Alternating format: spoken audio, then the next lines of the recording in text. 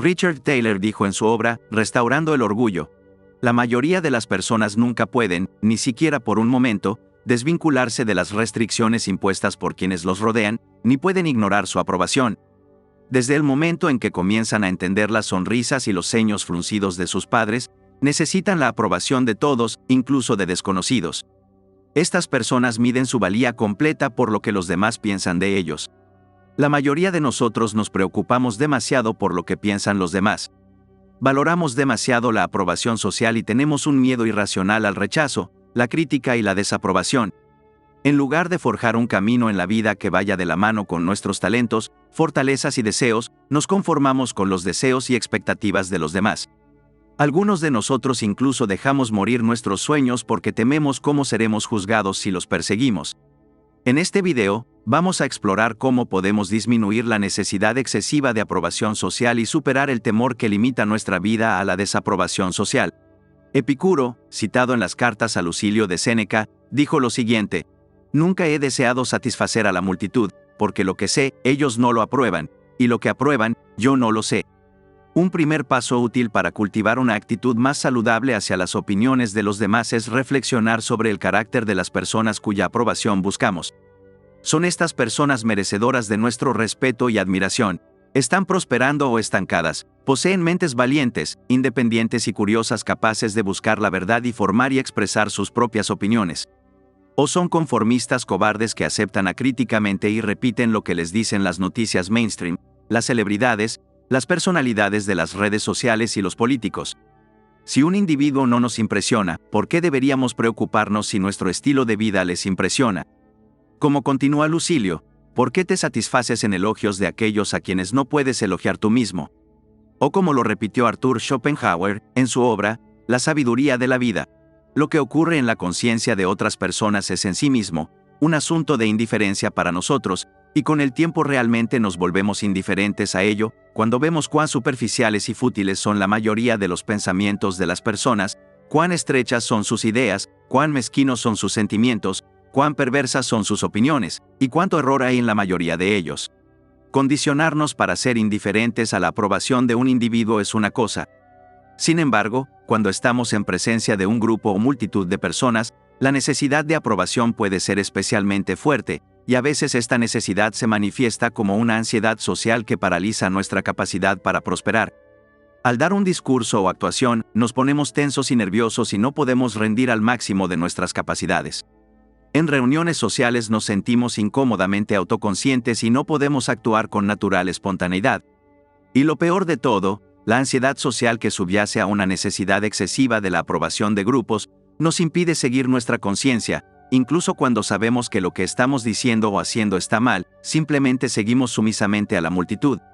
Según el filósofo estoico Epicteto, para domar esta ansiedad social, debemos reflexionar sobre la naturaleza de una multitud. Porque, como afirmó Epicteto sobre el individuo que padece ansiedad social, este individuo no sabe lo que es una multitud, ni los aplausos de una multitud. Lo que es la alabanza de la mayoría de la gente, y qué valor tiene en la vida, estas son cosas que ni conoce ni ha estudiado nunca. Así que aquí está, destinado a temblar y palidecer. La mayoría de las personas se relacionan con una multitud como si fuera una entidad por sí misma, y naturalmente se sienten intimidadas por su presencia. Sin embargo, en realidad, una multitud no es más que una colección de individuos reunidos en un lugar o unidos por un sentimiento común.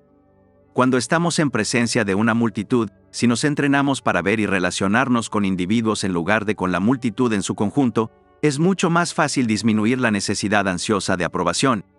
Así como deberíamos ser indiferentes ante la aprobación de un solo individuo a quien no respetamos, lo mismo se aplica a un grupo de individuos que simplemente se han congregado juntos.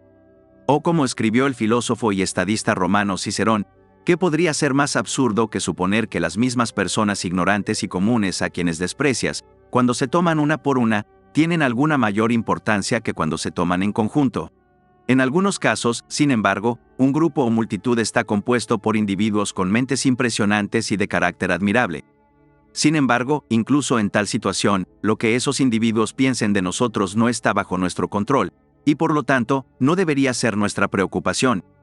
Todo lo que podemos hacer es comportarnos con integridad y tratar de abstenernos de hacer cualquier cosa que merezca desprecio, y luego aceptar con gracia las opiniones que tengan de nosotros.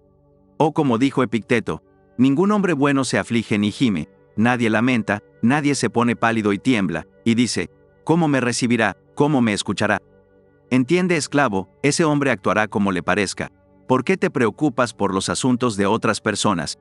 Además de templar nuestra necesidad de aprobación social, superar el miedo a la desaprobación, la burla y el rechazo, también promueve una vida plena.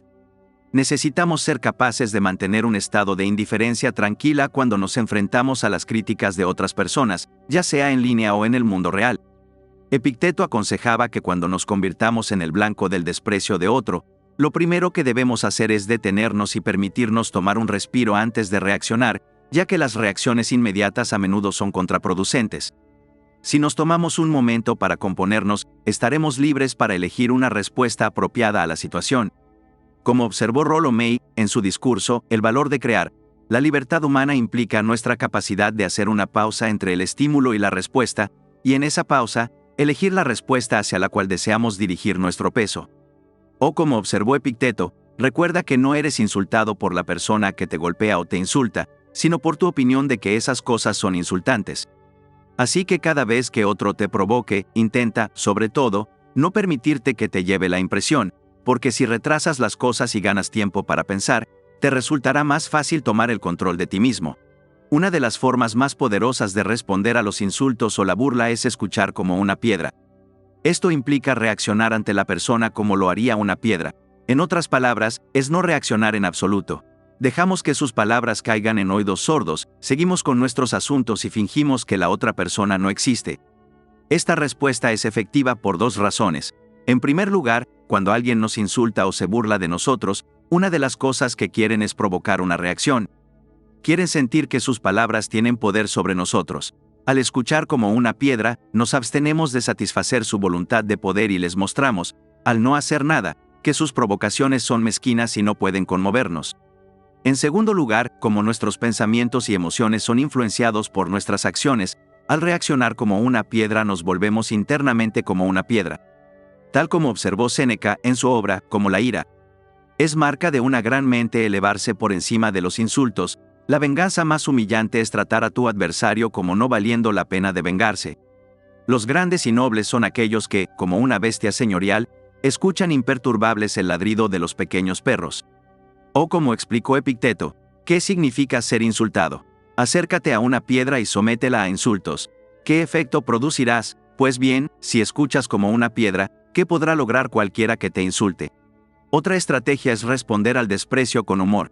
El humor disipa la tensión de la situación, muestra a la otra persona que no vamos a rebajarnos a su nivel y responder a su vileza de la misma manera, ni alimentar las llamas de su ira. Un comentario especialmente ingenioso puede incluso convertir a un enemigo en un amigo. Pero quizás lo más importante es que el humor engendra poder, ya que es la marca de los poderosos el divertirse con aquellos que los están maltratando. O como observó Séneca, algunos se ofenden si un peluquero los empuja.